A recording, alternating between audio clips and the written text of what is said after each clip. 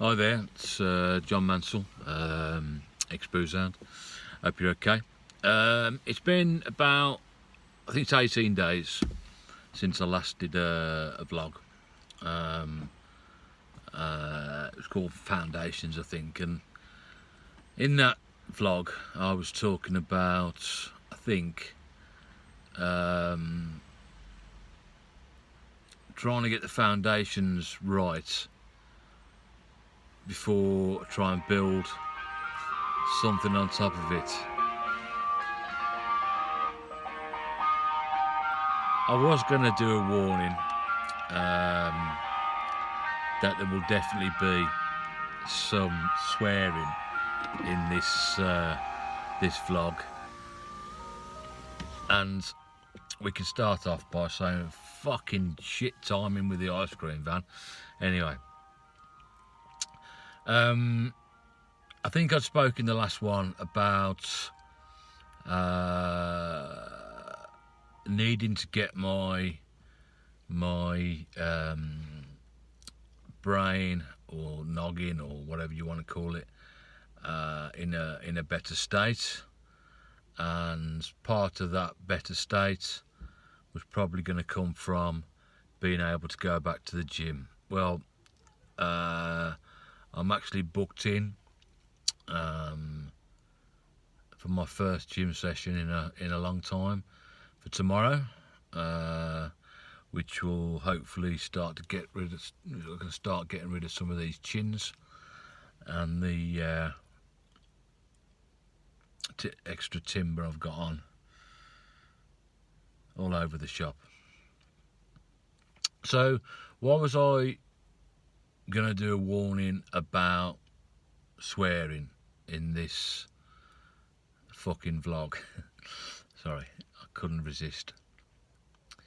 Well, over the last few weeks I've been trying to write a post called "Once You're Fucked, You're Fucked." And when I first started doing the exboozehound stuff, I did it all by writing on my vlog, www.exboozehound.co.uk, and I was really proud for a long time of the way I wrote and my own style, and I just can't get the that back, and everything I start to write just ends up seeming like a pile of shite, and that rhymed. So what was the premise of "Once You're Fucked, You're Fucked"? Well, one of the things that I think somehow is important is we have to be able to define between mental illness and mental well-being, mental health issues,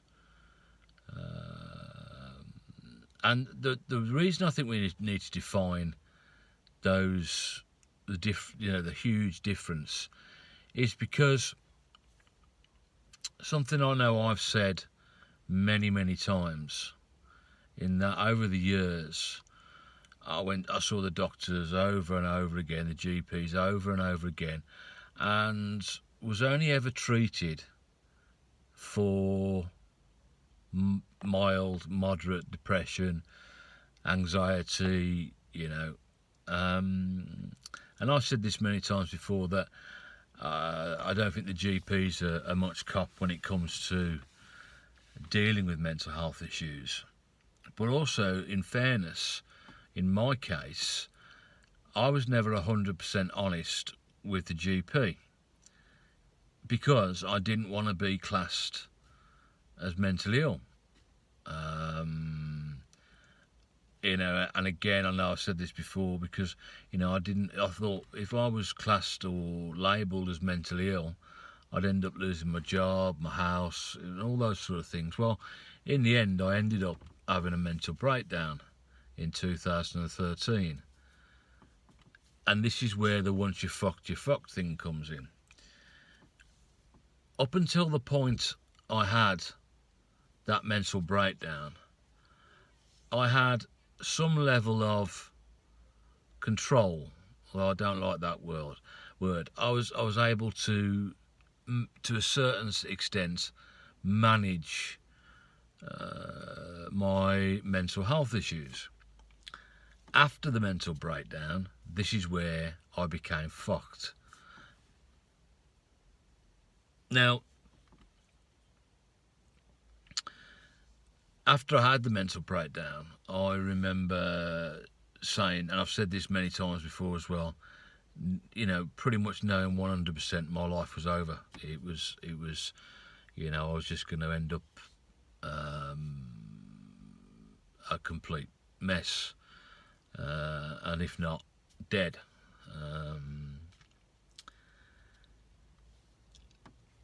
And then I've come round to this thing where I'm wondering now whether I couldn't write once you're fucked, because I don't actually believe it. Part of me does and part of me doesn't. So at the moment, I've got a friend who is in a psychiatric ward, and we've spoken loads of times before, and they have mentioned and reminded me again the other day that the first time they self-harmed, they were 11. Now, this is 10 years on, and they still self-harm. Now, this is where the once you're fucked thing comes in again. They've spent 10 years with other issues as well, like eating disorders and mental health issues and self-harm and other horrible things that have happened. And the reason I was trying to write once you're fucked is because I want to define the difference between being in a situation where it's fucking difficult to break out of it, and being in another situation where you may have some mild anxiety or mild depression, or just things that you can't currently explain. So I believe that there's going to be an awful lot of people that when we move forward from this lockdown, they're going to find that they become very anxious. And there's already evidence of it on the news. I think they were talking the other day to a few people who were coming out of the severe lockdown, what's called shielding, and how nervous they were about going back out and being with people. And I think there's going to be an awful lot of problems with people not understanding that they may have a bit of anxiety, or they may be getting panic attacks.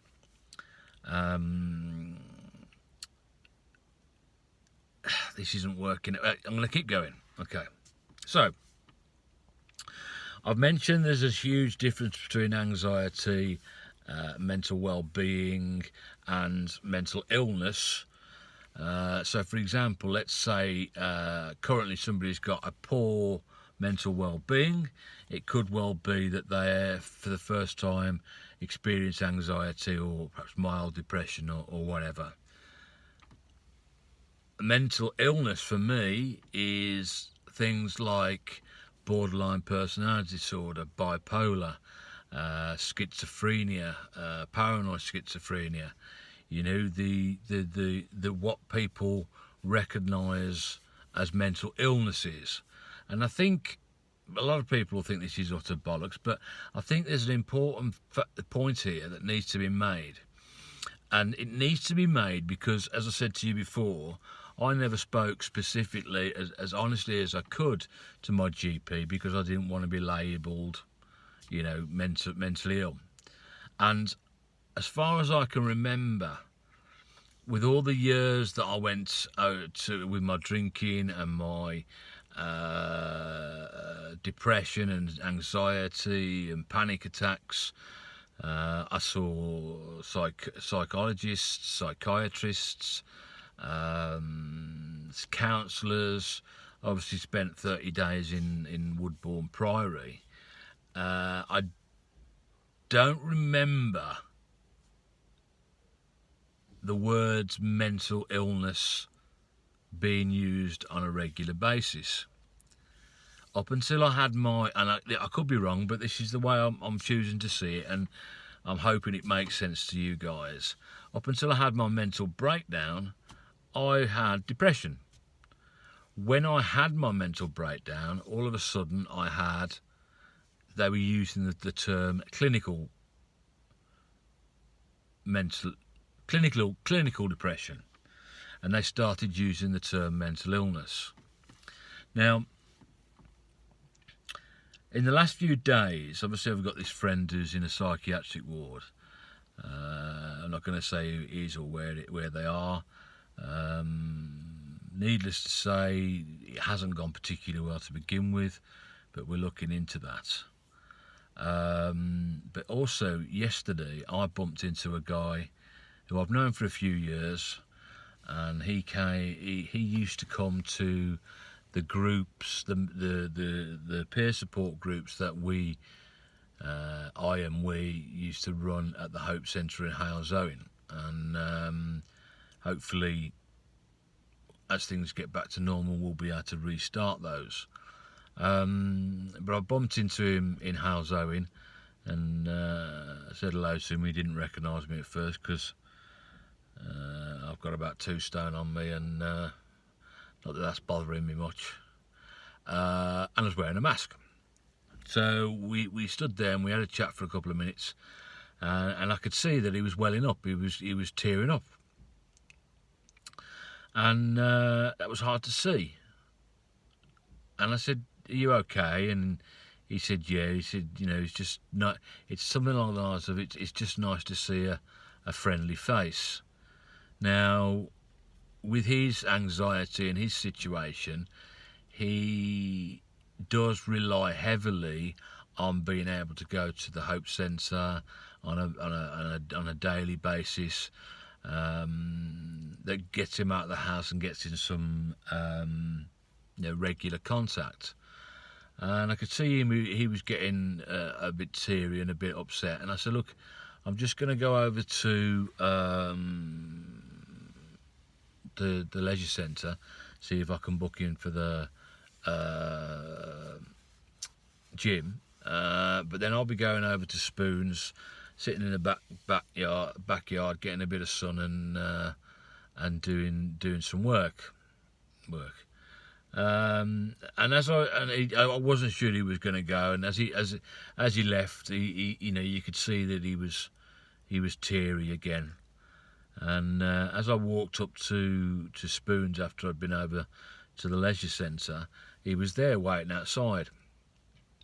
He was actually, at that time, he'd been in and I wasn't there, and he was giving me a call. So we went in and we sat down, we had a couple of drinks together, and throughout the conversation you could see the negativity in him, you could see the pressure and stress in him, and it was difficult. One of the phrases that he came up with was that it had been very mentally wearing, which I thought was quite an interesting phrase,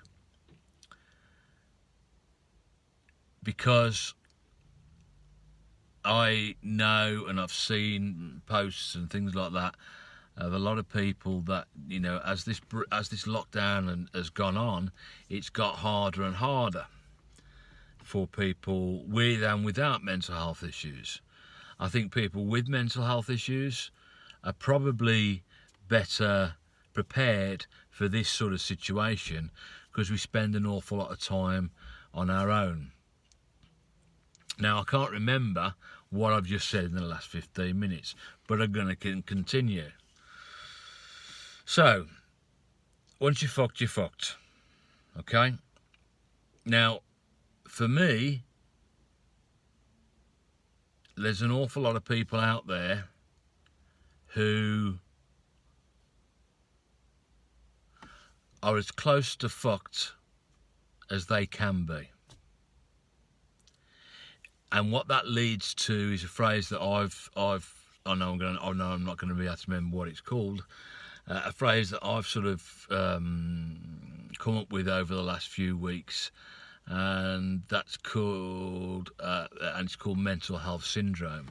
So after a period of time, you get yourself into this place where you don't believe that you can get well. You've tried so many things that you're unwilling to try anything else. You've gone to the NHS or the doctors many times, and they've let you down every time. Sorry NHS, sorry doctors, but it's true.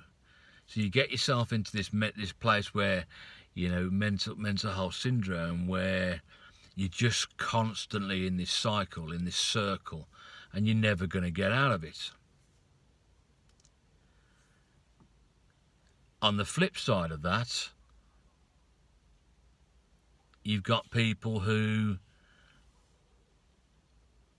are suffering, possibly in these times, for the first time ever, they're suffering with anxiety, with mild depression, with panic attacks, with low self-esteem, because they haven't been able to get out and do what normal life is. And here comes the preparation. I've prepared 2 pieces of string. These pieces of string were exactly the same size as when they started. We've got that piece of string, which I believe has 4 loose knots in it, and we have that piece of string, which from memory has 15 loose knots at the bottom, 4 loose knots at the bottom, and 11 tight knots at the top. Now, if you're in the mentally, perhaps low mental well-being at the moment, initially starting with low anxiety, low depression, low self-esteem, those sort of things, then you're here at the moment, okay? And we have 4 pieces, a piece of string which is the same length as that piece of string, and it has 4 knots in it, okay? Now I shall show you now, with this piece of string with the 4 knots in it, I can undo it with no problem whatsoever. He says, no problem whatsoever, and within a matter of seconds all those knots have now gone. Now this is oversimplifying things, but if you are experiencing low mood swings, anxiety, low self-esteem, panic, do something about it now. Do it now. Don't fucking sit there thinking, what can I do? What's happening to me? Whatever. Do it now. Now, if you're in Dudley, there is an option called Dudley Talking Therapies. Now, I will put a link to their website below on in all the gubbins. Now, the great thing about Dudley Talking Therapies is you don't have to be referred by your GP. I don't mind saying, I don't believe that GPs on the whole, are very effective when it comes to dealing with the early stages of mental health issues. And I don't think they're very effective in dealing with mental illness, because I believe once you hit the mental illness stage, i.e. borderline personality, bipolar, schizophrenia, those sort of things, then you will no longer be in primary care, you'll be in secondary care. And if you're in secondary care, you will see a psychiatrist from time to time. I see mine these days every 3 to 4 months. Okay, so there we've just done the piece of string with 4 loose knots. Again, this is simplifying things. What that portrayed was somebody who is in the early stages of mental health issues, anxiety, low mood, depression. Then we have this bad boy, which is mental illness. So I'm 47 years old. I've had issues with mental health issues, addiction, since I was about 14. So that's 33 years. I wanted to actually tie 33 knots in this, but I ran out of string. So this is what I've got to unpick. The person I was talking about earlier, who's in the psychiatric unit, when they first self-harmed, they were 11. They're now 21. It's 10 years of self-harm. And what we've done in those 33 years, those 10 years, is we've built up bad learned behaviours. I get chills. In actual fact, over the last 2 weeks, I've spoken with 3 people about self-harm, and it chills me every time.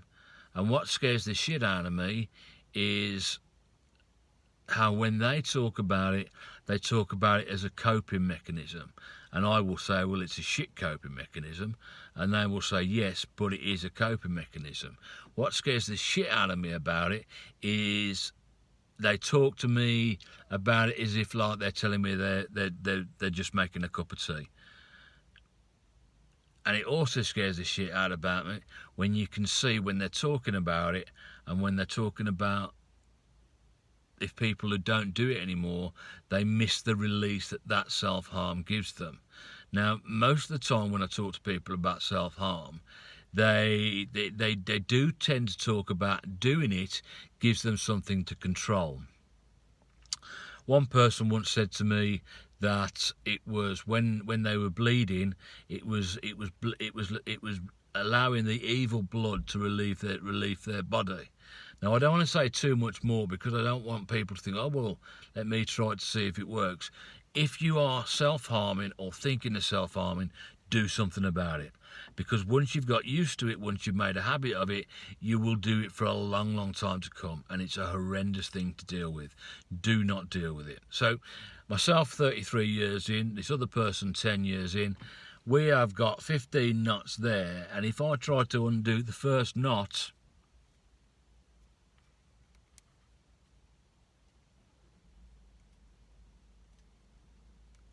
I can't do it because I've tied it tightly.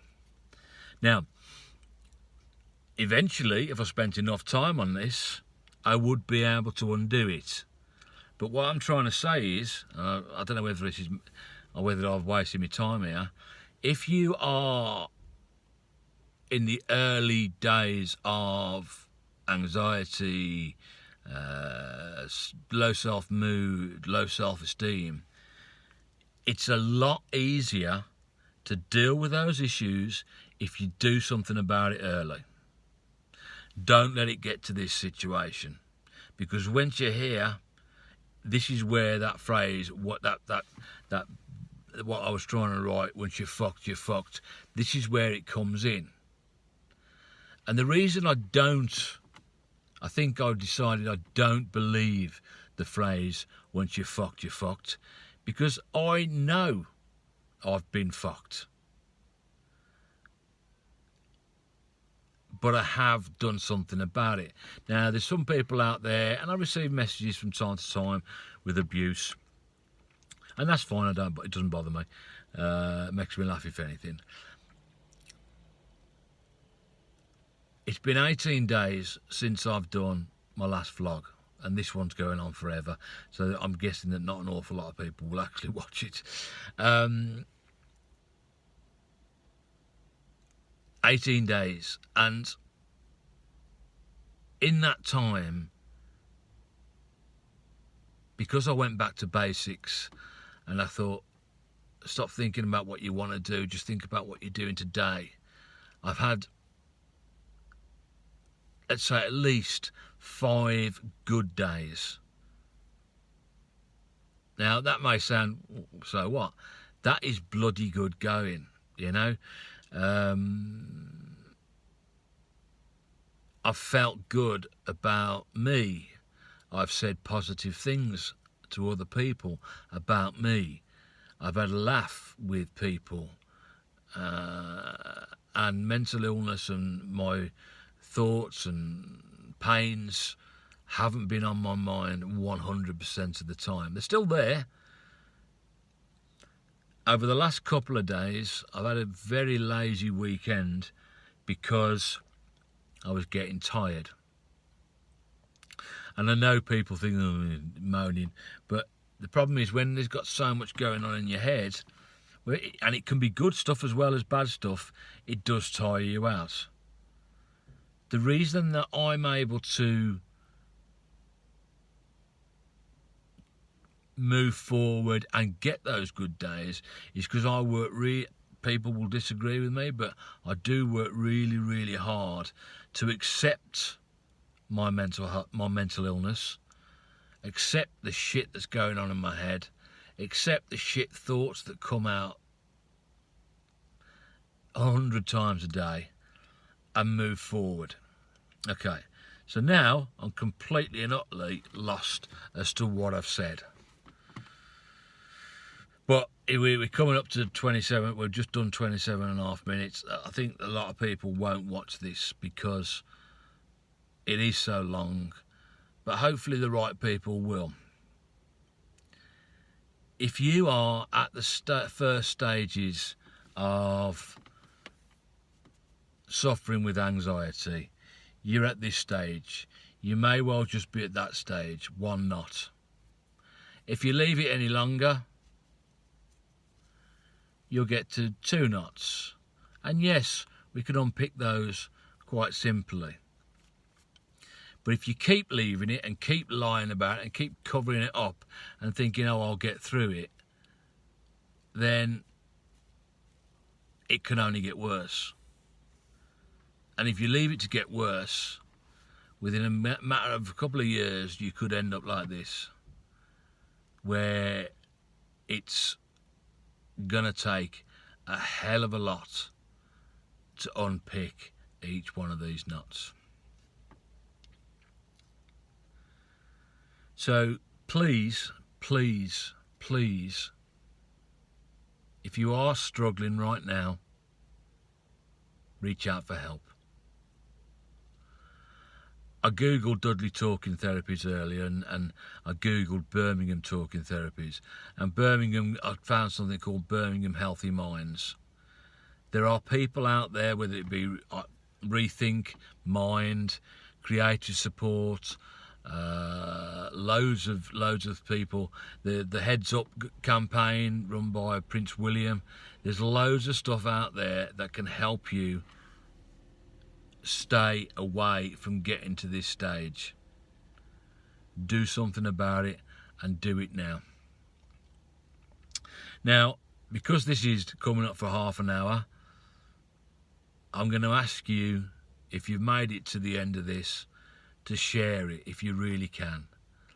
Because although I can't remember what I've said, I'm hoping that what I have said could help people.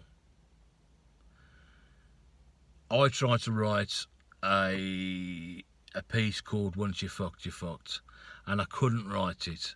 And the reason I couldn't write it is because I don't think I believe it. I know at stages I have been fucked. But I'm still here. I'm still having good days from time to time. Days that make all that pain worth it. It's worth the effort. A lot of people say to me, what's the point? There's always a point. You know, even if it's just a single day where you have a giggle with somebody, you have a laugh with somebody, you have a laugh at yourself. These days are worth it. Keep going. Don't let your demons, whatever they may be, fuck you up. And on that eloquent thought, I'll leave you there. If you can, like the vlog, share the vlog, comment on the vlog. I'll stick some links below to my blogs and Dudley Talking Therapies. I will catch you soon. Sorry I've gone on for so long. Enjoy the good and ride out the bad. Bye bye.